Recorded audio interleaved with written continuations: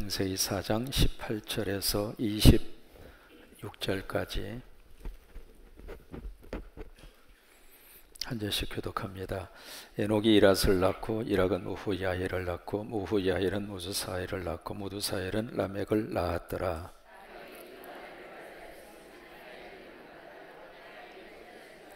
아달은 야발을 낳았으니 그는 장막에 거주하며 가축을 치는 자의 조상이 되었고,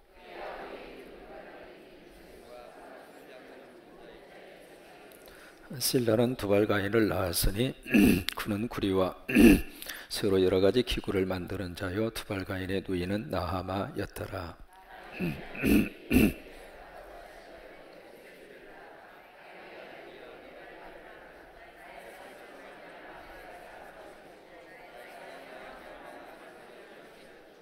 가인을 위하여는 벌이 7배 1인데 라멕을 위하여는 벌이 77배 1이로다 하였더라.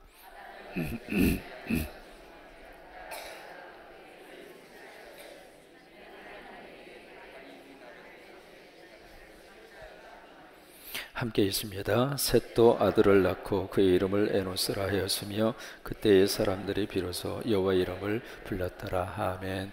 할렐루야. 감사합니다. 서로 만나서 행복합니다. 서로 인사하시죠. 네.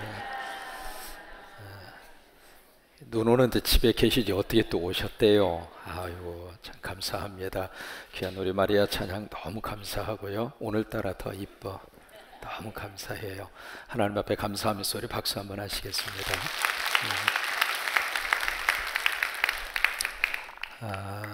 이제 성경을 보시면 족보를 유심히 들여다봐야 할 필요가 있습니다. 이 족보라고 하는 것은 히스토리, 역사를 다루는 데 있어서 가장 짧으면서도 가장 많은 스토리, 내용을 담을 수 있는 그 역사적인 기술법 중에 하나가 족보입니다.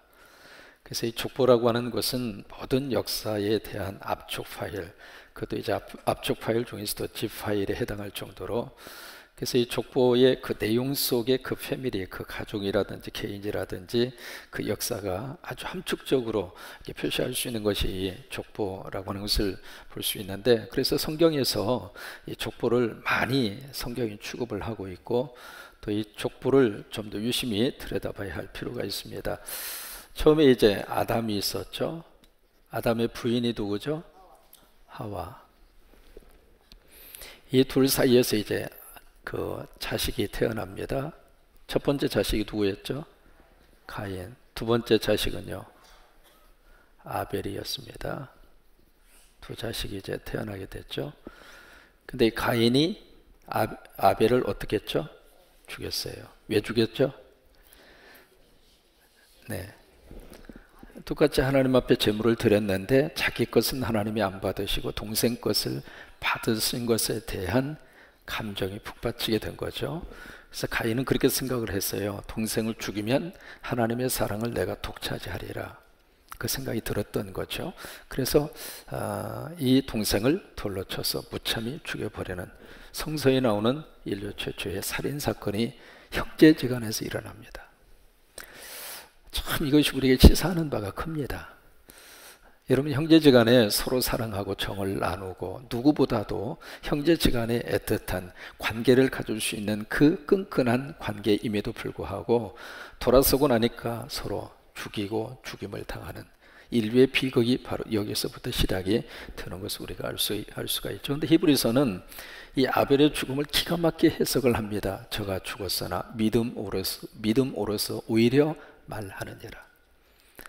그러니까 아벨은 죽었지만은 죽은 것이 아니라고 하는 것이죠. 그러니까 가인은 동생을 죽이면 끝날이라고 생각을 했는데 끝날 수가 없었다고 하는 거예요. 결국 이 아벨은 죽었지만은 그의 믿음으로 지금도 계속해서 우리들에게 살아있는 자 못지않는 증언을 우리에게 해주고 있고, 그것이 아벨이 보여주는 멋진 믿음의 모습이었다라고 하는 것을 성경이 말씀을 하고 있죠. 그 다음에 이제 가인이 그 다음에 또 아이를 낳습니다. 누구를 낳죠? 에녹. 이제 성경으로 가서 보시죠. 누구를 낳는지. 자, 에녹을 낳죠. 17절이에요. 17절. 아내와 동침하며 그가 임신하여 누구를 낳았어요? 에녹을 낳았어요. 이제 그 다음에는 답이 18절에 나와요. 에녹 다음에 누굴 낳아요? 이라. 기가 막히게 하시네요.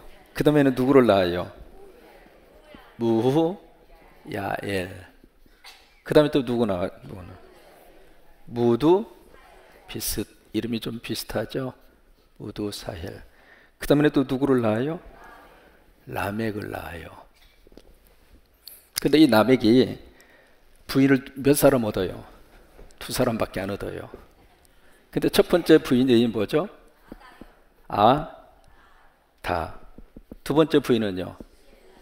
실라를 낳아요. 그리고 나서 이 라멕과 아다 그 사이에 아들을 둘을 낳아요. 이 둘 사이에서 첫 번째 이름이 야발, 두 번째는요 유발. 그러니까 첫 번째 아들은 야발, 두 번째 이름은 유발이죠. 그리고 이제 라멕하고 이 실라 사이에 또 아이를 낳아요. 두발 가인. 그리고 딸을 하나 낳았죠. 딸이 나하마. 그렇게 이제 자 보세요. 족보를 이렇게 써놓으면 참 재밌습니다. 아담과 하하를 통해서 가인과 아벨이 나왔고 아벨을 죽였단 말이죠. 그래서 가인의 이 족보가 쭉 이어지는데 가인, 그 다음에 에녹. 이 에녹은 하나님과 동행하다가 그냥 죽음을 보지 않고 천국으로 들려움 받은 에녹하고 다릅니다. 그 에녹이 아니에요. 그래서 에녹을 낳고 에녹이 이락이 무후야헬, 무후야헬이 무두사헬, 무두사헬이 라멕. 근데 이 라멕이 부인을 둘을 아다하고 실라를 얻어서 그 다음에 이제 아다를 통해서는 야발과 유발을 낳았고 실라를 통해서는 두발 가인과 나하마를 낳았다. 그게 이제 오늘 성경에 쭉 나와져 있는 족보의 흐름이에요. 그러면 여기서 이제 몇 가지 물어야 됩니다. 왜 그렇게 라멕은 부인을 둘이나 얻었을까? 여기에 지금 부인을 둘을 얻은 케이스가 이 앞전까지만 하더라도 기록이 되어 있지 않거든요. 그러니까 처음으로 부인을 둘을 얻은 사람이 라멕이에요. 근데 성경에 부인을 2번 얻은 케이스가 상당히 많이 기록이 되어 있습니다. 여러분 솔로몬 같은 경우에 있어서 부인이 모두 합쳐서 몇 명이나 될까요? 솔로몬 1000명밖에 안 돼요. 그러니까 정식 부인이 700명이고 그리고 첩으로 거느린 부인이 300명, 합쳐서 1000명이에요. 그러니 이 솔로몬이 얼마나 그 부인들 틈에서 얼마나 골치 아팠을까. 아마 모르긴 몰라도 솔로몬은 대머리였을 것 같아요. 그 많은 부인들 얼마나 비율을 맞추느라고 신경을 썼을까. 그리고 부인이 한두 사람이야 되죠. 그 모든 사람의 부인의 이름을 솔로몬이 어떻게 다 기억을 하겠어요. 저쪽에서 여보 하는데 내가 당신 어떻게 아느냐고.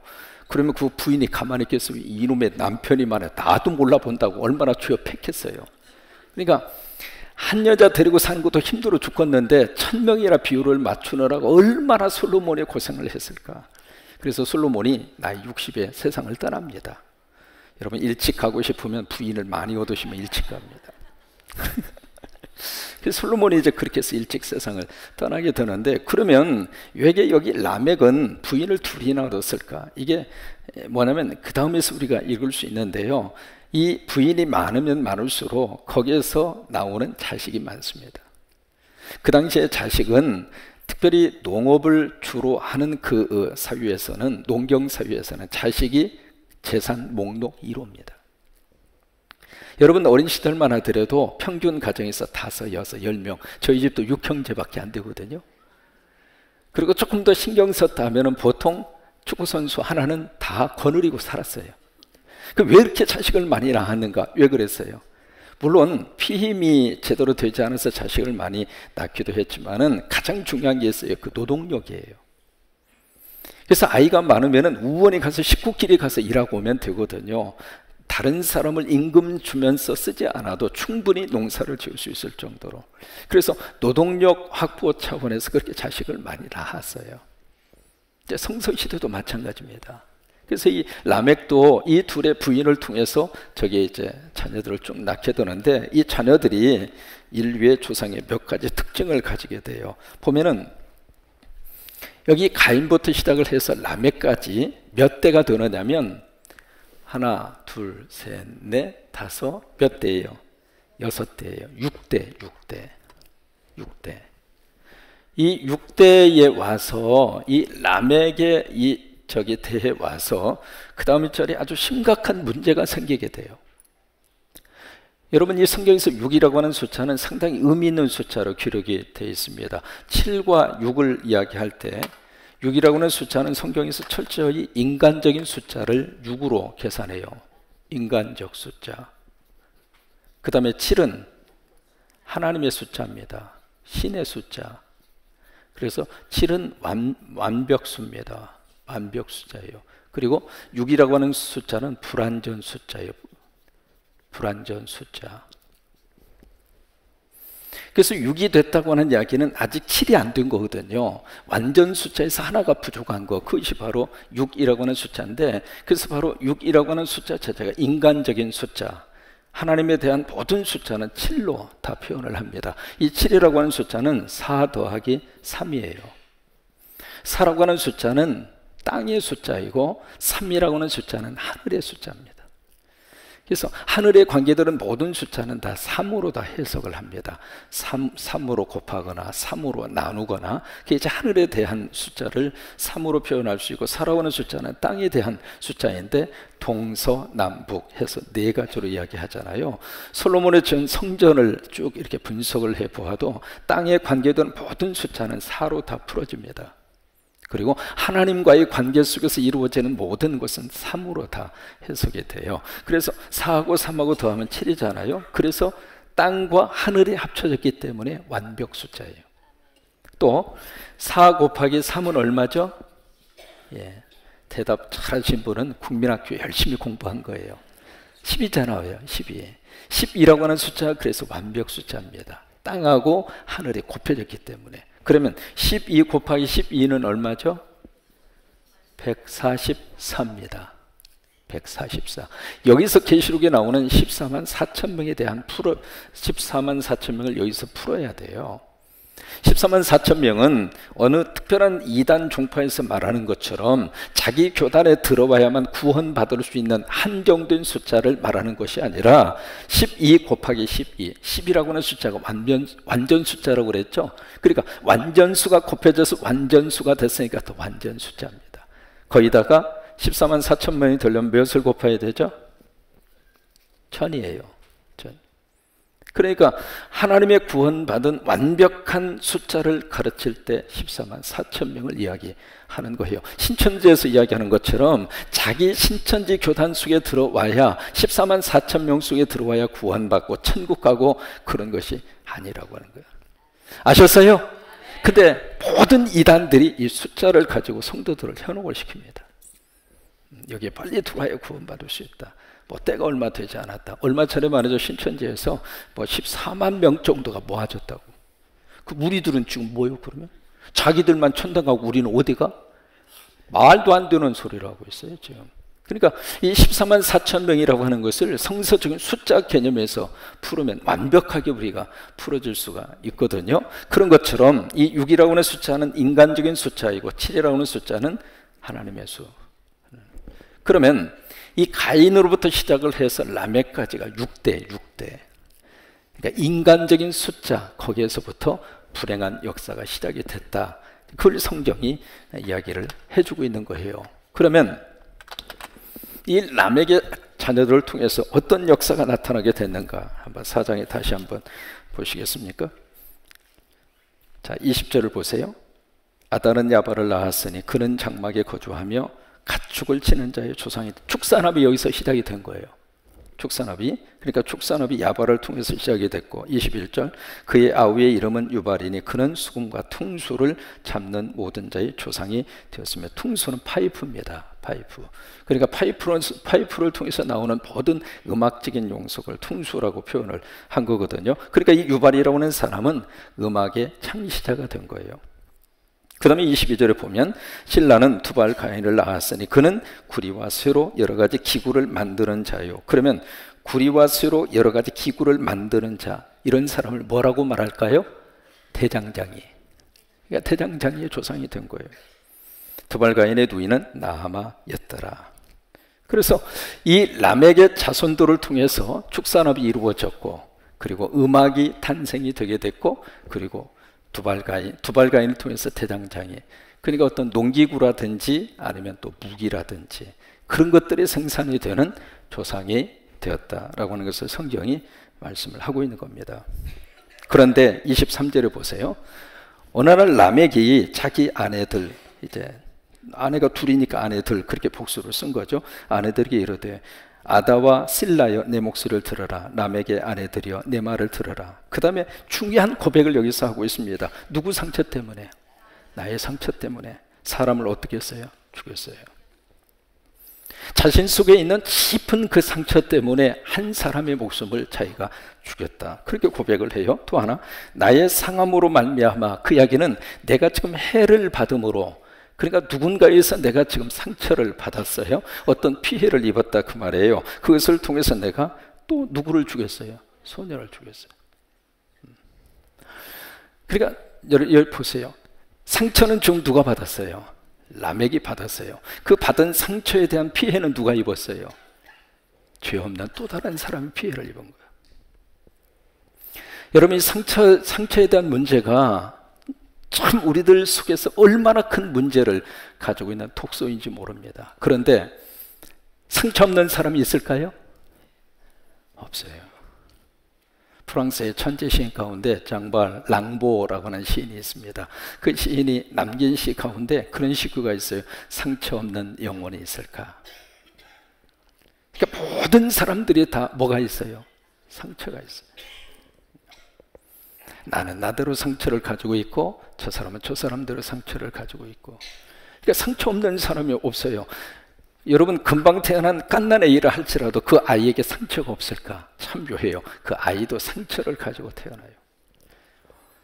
그러면 연세 많이 드신 분들은 상처가 없을까? 아니에요. 나름대로 상처가 있습니다. 부자든 가난한 사람이든 많이 배운 사람이든 못 배운 사람이든 모든 사람들의 마음속에는 뭐가 있어요? 상처가 있어요. 그러면 여러분, 목사는 상처가 없을까요? 상처 있어요. 그 LA 지역에서 이제 큰 목회를 하시는 임 목사님이라고 계세요. 해군에서 이제 군목까지 하셨고 LA 오셔서 큰 교회를 개척하셔서 정말로 크게 목회를 하신 목사님인데, 한 번은 요세밋이라고 하는 국립공원이 있습니다. 그 요세밋에 가면 이제 레드우드 추리라고 그래서 큰 세계에서 가장 오래 사는 나무가 있거든요. 그 나무가 보통 수령이 2000에서 2500년을 살아요. 좀 놀라셔도 괜찮을 만한 나이입니다. 그 나무 앞에 사람이 딱 서 있으면 할 말이 없어요. 거대한 나무. 그래서 그 나무에다는 모두가 다 이름을 다 이렇게 붙여놨습니다. 이름을 붙였는데 그 이름 뒤에 뭐라고 썼느냐면 모두가 다 대장이라고 써요. 대장, 제너럴 셔먼 옥 트리, 그런 식으로. 그러니까 대장 셔먼 나무다, 뭐 그런 식으로 그렇게 이제 이름을 붙일 정도로. 그럼 이제 한 2000에서 2500년 이 나무가 살고 있으니까 그 차지하고 있는 그 밑둥 면적만 하더라도 보통 8차선 넓이입니다. 그렇게 커요. 높이가 17층 높이에요. 보통 그 나무의 높이가. 근데 이 나무가 벼락을 맞았어요. 벼락을 맞아서 이 나무가 완전히 이제 벼락 맞아서 그 속이 새까맣게 탔을 거 아니겠어요. 근데 그 목사님이 갑자기 그 벼락 맞은 나무로 딱 보고 하는 말이, 야, 너는 목회도 안 하는데 왜 이렇게 속이 다 탔냐? 그랬대요. 그러니까 이민 목회하면서 얼마나 힘들었으면은 그 목사님이 그렇게 표현을 했겠어요. 목사는 목사대로 상처가 있어요. 그러니까 이 세상에 살고 있는 모든 사람들은 모두가 다 크고 작고 다 상처가 있어요. 나에게도 있고 다른 사람에게도 있고. 근데 이 상처가 가지고 있는 몇 가지의 특징이 있습니다. 첫째로 작은 말과 작은 사건이 큰 상처로 남습니다. 큰 일에서만 큰 상처를 받는 게 아니에요. 어느 때는 옆에 있는 사람이 아무 말 없이 했던 그 말이 나에게 상처가 돼서 그것이 마음속에 지워지지 않는 깊은 대모처럼 콱 하고 박혀서, 그래서 나는 무심코 했던 말이지만 그 말이 상대에게 있어서는 지울 수 없는 깊은 가슴에 상처로 남는 경우들이 참 많이 있어요. 우리가 그런 이야기 하잖아요. 장난삼아 던진 그 돌멩이가 개구리에게 있어서는 생명의 위험을 느낀다고 그러잖아요. 그래서 늘 우리들이 말을 조심하셔야 돼요. 그래서 사도행전에 보시면은 성령의 역사가 임한 다음에 하나님이 가장 먼저 고쳐주신 것이 말이에요. 그러니까 성령 받고 은혜 받고 말씀을 받으면 말부터 달라져야 돼. 하나님이 우리들을 말을 죽이는 말이 아니라 살리는 말로, 어떻게 해서든지 상대를 좀 세워주고 상대를 좀 위로하고 상대의 기분을 좀 업시켜주고 서로 이 시간에 한번 칭찬해 주시면 좋겠어요. 뭐든지 한번 칭찬 한마디 시간 한마디 해주셔요. 뭐든지.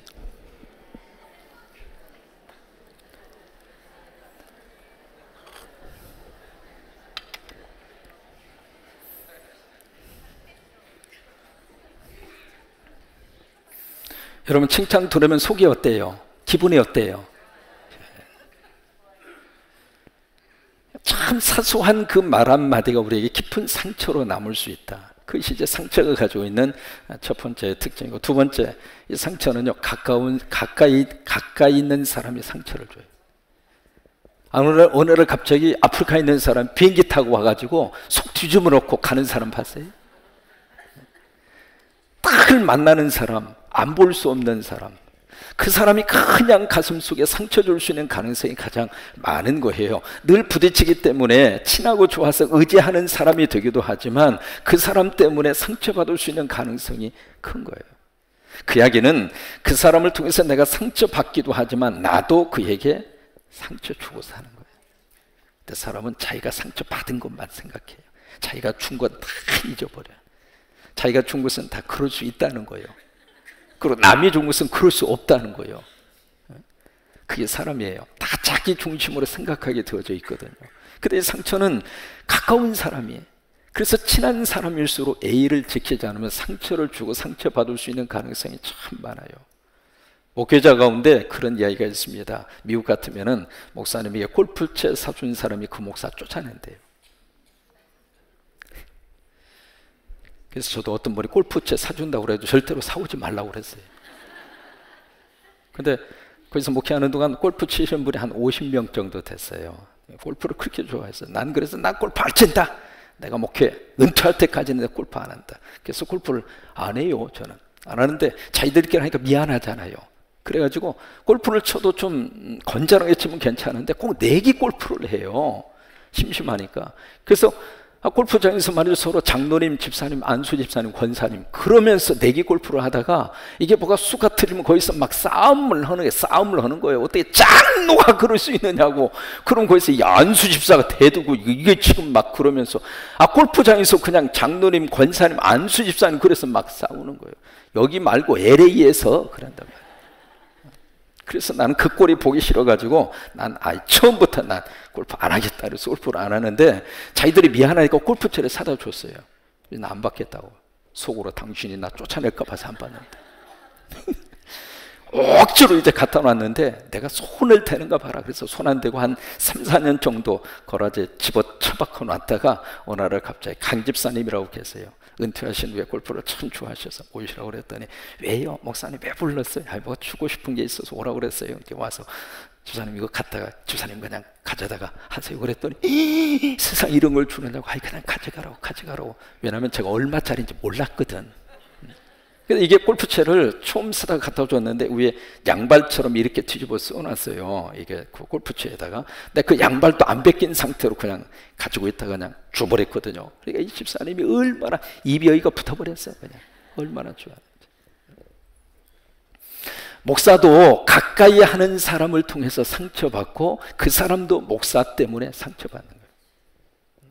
그러니까 친한 사이일수록 뭔가 관계가 뭐가 원만하고 관계가 깊어지면 깊어질수록 지켜야 될 A가 있어요. 그 선을 넘어서면 안 돼. 넘어서면 나도 상처받고 그 사람도 나 때문에 상처받고. 그래서 상처는 멀리 있는 사람이 상처 주는 거 아니에요. 가까운 사람을 통해서 상처받을 수 있는 가능성이 가장 많은 거예요. 여러분 부부지간에도 누구하고 싸워요? 늘 보는 남편하고 아내하고 그냥 같이 행복하게 산다고 수틀리만 한바탕 붙잖아요. 어느 부부는 말이죠, 싸움을 했는데 그 싸움하고 7년 동안 말을 안 했대. 근데 뭐 때문에 싸웠냐고 그랬더니 콩자반 때문에 싸웠대요. 밥을 먹다가 이 할아버지가 콩자반이 먹고 싶었나 봐요. 여보, 왜요? 그 콩자반 좀 갖다 줘. 갖다 줬으면 문제가 생기지 않는데 그날따라 할머니가 좀 뭐가 속이 좀 속상한 게 있었던 거예요. 영감, 당신이 갖다 먹지 왜 나보고 맨날 시켜? 냉장고 있는 거 갖다 꺼내 먹지도 못해. 그러고 이제 한마디 했네. 그때부터 이 할아버지가 속에서 뒤집어져. 이놈의 마누라가 말이야 갖다 달라면 갖다 달라고 그것도 안 갖다 주느냐고. 그게 이제 문제가 돼가지고 콩자반 때문에 이 부부가 싸워가지고 7년 동안 서로 말을 안 하고 서로 문서로 주고받고. 상처는 가까운 사람이 주는 거예요. 그 다음에 세 번째로, 상처는 건들면 건들수록 커집니다. 그게 상처예요. 그 상처를 뭔가 이렇게 위로해 주고 싶어서 그 상처를 묘하게도 건드는 순간 마치 얼굴에 나 있는 여드름하고 똑같아요. 여러분, 여드름 손대면 없어져요? 화가 나가지고 막 커지는 거잖아요. 상처도 그래요. 그래서 상처는 가능한 한 건들지 않아야 축복이에요. 건들지 않아요. 여러분, 특별히 교회에서 처음 오신 분들 있잖아요. 처음 오신 분들에 대해서 이렇게 코치코치 묻지 마세요. 세 가지 묻지 마세요. 첫째, 고향을 묻지 말고, 두 번째, 출신 학교를 묻지 말고, 세 번째, 과거를 묻지 마세요. 그거 알아서 뭐 하겠어요? 내가 이민교회 하면서 철저하게 그냥 세뇌가 될 정도로 제발 좀 묻지 말아라. 처음 오자마자 어디서 왔어요? 그거 알면 뭐 할 거예요? 가만히 있어도 다 알게 되어져 있거든요. 왜? 말투가 다 나오잖아요.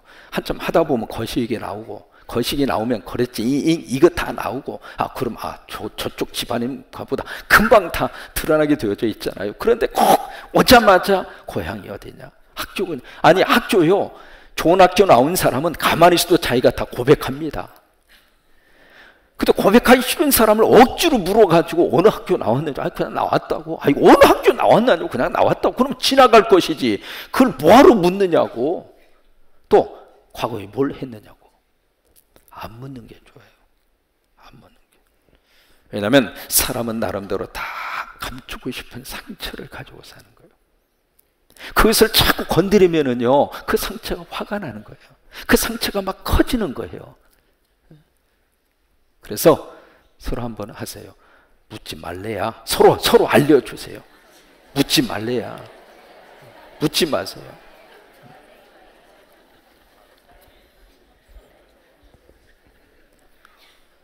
신혼부부가 허니문을 갔어요.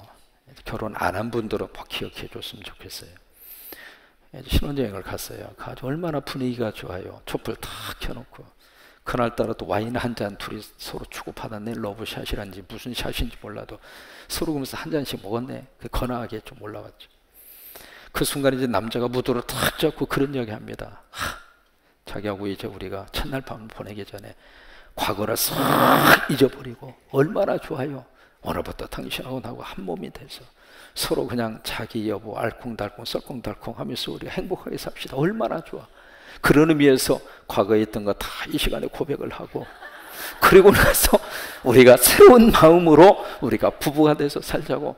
말은 그럴듯하게 얼마나 좋아요. 그러면서 이제 남자가 먼저 탁 합니다. 사실 내가 당신 만나기 전에 내가 말이야 국민학교 1학년 때 누구하고 키스를 했다고 그 얘기를 했어요.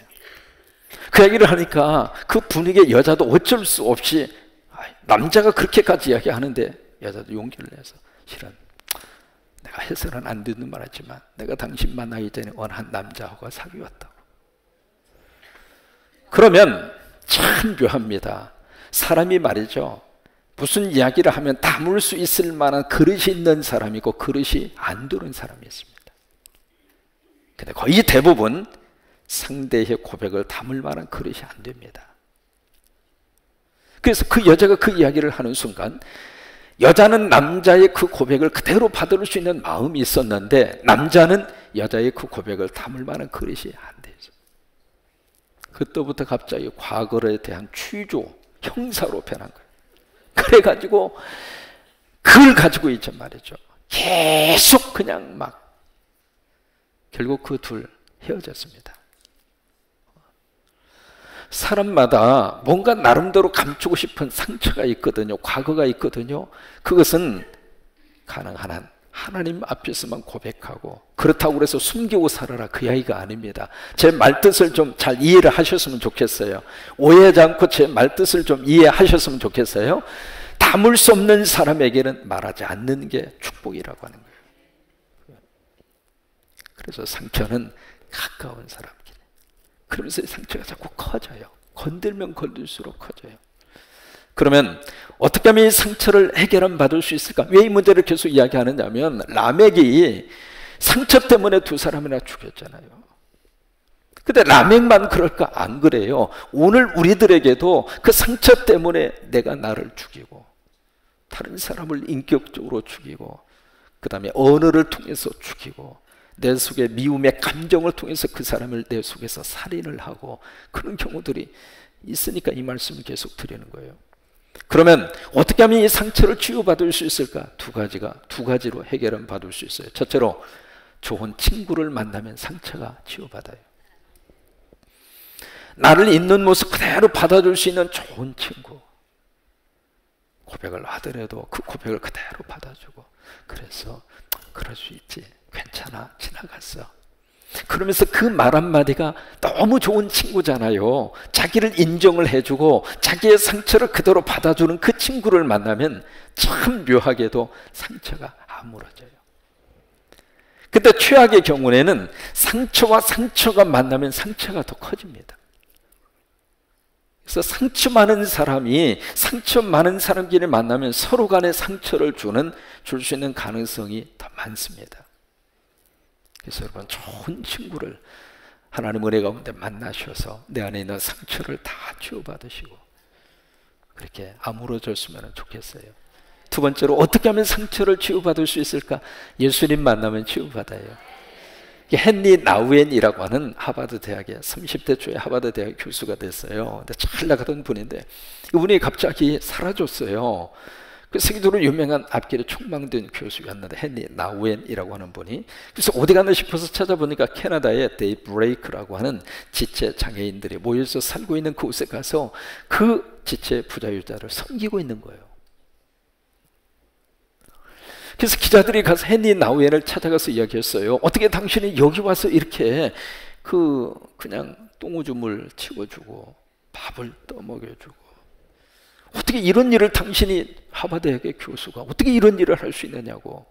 그때 헨리 나우에 했던 유명한 말이 있습니다. 나는 여기에서 예수님을 봤습니다. 그러면서 이제 그분이 쓴 책이 있습니다. 뭐냐면 운드 힐러라고 하는 책입니다. 상처 입은 치유자라고 하는 뜻입니다. 상처 입은 치유자. 한번 해보실래요? 상처 입은 치유자. 그 상처 입은 치유자가 누구냐면 예수님이에요. 예수님이 십자가를 통해서 상처를 다 받으셨어요. 그러잖아요. 복음서를 통해서 우리가 만나는 예수님의 모습은 그렇게 행복한 모습이 아닙니다. 이 사람에게서 저 사람에게서 계속 예수님이 운디듯 상처를 받은 분이 예수님이거든요. 그러니까 내가 받을 상처를 주님이 다 받으셨어요. 내가 당할 고통 주님이 다 당하셨고, 내가 쓰라린 마음을 갖기 전에 주님이 그 마음을 다 가지셨고, 가장스러운 제자로부터 모른다고 하는 배신을 3번씩이나 주님은 당하셨고, 그래서 예수님이 스스로가 온디드 상처를 받으신 분인데, 상처받은 것으로 끝나지 않고 그분이 우리를 힐러, 치유해 주셔요. 그래서 예수님을 만나면 상처가 치유받아요. 그래서 주님 안에서 내 안에 있는 상처를 다 치유받고, 왜냐하면 상처가 치유되어져야 내가 살아요. 내가 살아야 가정을 위해서도 일할 수 있는 거고, 내가 살아야 자식도 뒷바라지 할 수 있는 것이고, 그렇잖아요. 내가 지금 불행한데 누구를 어떻게 챙겨줄 수 있겠어요? 여러분 스스로를 위해서도 뭔가 살 수 있는 여러분이 될 수 있기를 바라요. 맛있는 거 있으면 아껴서 자식만 주지 말고 그냥 몰래 잡수세요. 그냥 안 먹고 안 쓰고 자식만 생각하지 마시고, 맛있는 거 비싼 거 있으면 그냥 부엌에서 막 먹어버려. 그냥. 내가 좀 건강해야 자식도 좀 뒷바라지 하고 그렇잖아요. 그래 안 그래요? 내가 좀 행복해야 가정을 위해서도 일할 수 있고, 내가 덜 그냥 고민투성이야. 늘 인상파야. 늘 그냥 걱정과 근심으로 충만한 상태에서 어떻게 자식을 잘 돌볼 수 있겠어요? 아니에요. 내가 나를 위해서도 살아야 돼.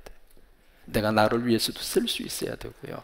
그래서 건강하고 좋을 때 여러분 여행도 가시고, 목사님 나 돈 없어요. 아파트 잡혀? 그 아파트 어떻게 하시려고 그래요? 떠나고 나면 그 누구 거예요? 떠나고 나면 누구 거냐고? 자식한테 그대로 가요? 세금 얼마 내야 돼요? 상속세 얼마 내야 되느냐고? 응? 이것저것 다 띄고 나면 자식한테 가는 거 그렇게 많지 않아요. 그러니까 자식한테는 믿음만 주고, 여러분 살아생전에 쓸 수 있는 건 다 쓰고 가세요. 할렐루야! 우리 목사님 제대로 만났다. 어이구 주여 감사해라. 그냥 그 마지막까지도 그냥 자식을 위해서 그렇게 섬기다가 이제는 손주가 나오면 손주 섬기다가, 아유, 그러지 마시고 우리도 살아야지. 물 먹고.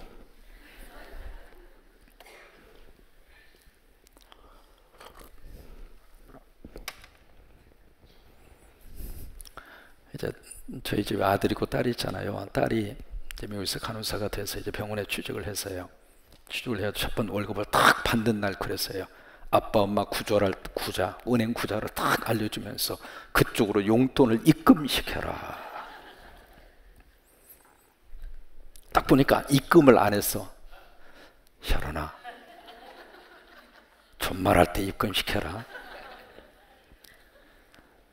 여러분 부모한테 오면은 그보다 자식한테 더 가는 법이에요. 근데 나는 받고 싶은 거예요. 받고 싶은 거예요. 그러니까 여러분 자신을 위해서도 쓸 수 있는 마음의 여유가 필요한 거예요. 그냥 그렇게 하셨으면 좋겠어요. 그리고 맛있는 게 있으면은 010-7270-1338 꼭 기억하고 계시다가 그래 전화해서 그 양반하고 같이 먹으면 더 맛이 있으니까 010-7270-1338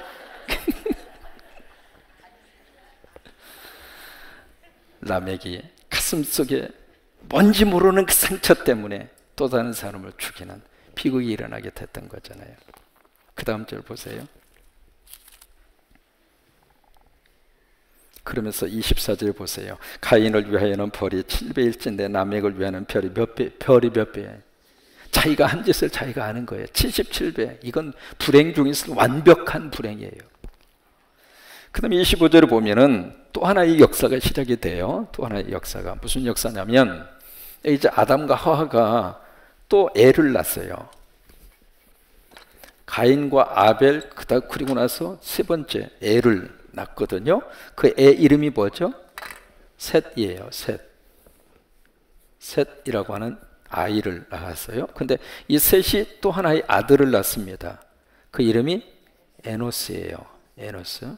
근데 이 에노스라고 하는 사람한테 와서 마지막 26절을 보면은 그때의 사람들이 비로소 누구를 불렀어요? 여호와 이름을 불렀더라. 근데 이 에노스라고 하는 이름의 뜻이 참 재미있는 뜻을 가지고 있어요. 이 에노스라고 하는 이름의 뜻은 부서지기 쉬운, 그 다음에 연약한, 병든, 이름의 뜻이 그래요. 이름의 뜻이.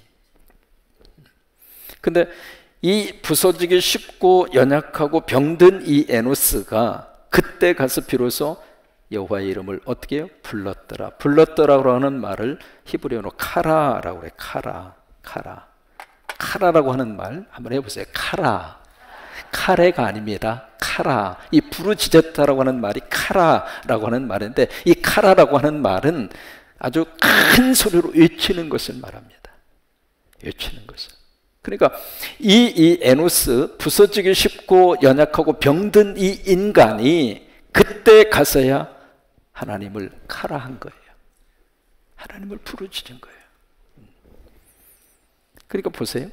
아벨은 죽었지만은 아벨 대신에 하나님의 셋을 주시고, 셋을 통해서 에노스가 나오게 했고, 이 에노스 대에 이르러서 결국 하나님의 이름을 부르는 하나님의 영적 세대가 이렇게 시작이 됩니다. 우리 속에 이 에노스의 축복이 함께 할 수 있기를 바랍니다. 살다가 보면은 연약할 때 있어요. 부서지기 쉬울 때 있어요. 그 순간에 우리가 하나님의 이름을 부를 때입니다. 그러니까 이 가인의 이 대를 통해서는 하나님의 이름을 불렀다라고 하는 표현이 없잖아요. 왜? 힘이 있고 먹고 살만하고 능력이 있고 하나님 없이도 된다, 그거예요. 근데 에노스는 아니구나, 연약하고 부서지기 쉽고 나에게는 하나님이 필요하다. 그래서 이 에노스가 가라, 하나님의 이름을 부르면서 멋진 믿음의 역사를 에노스가 써내려 갑니다. 여러분 속에 에노스의 복이 함께하기를 주의 이름으로 축원합니다. 찬송하겠습니다.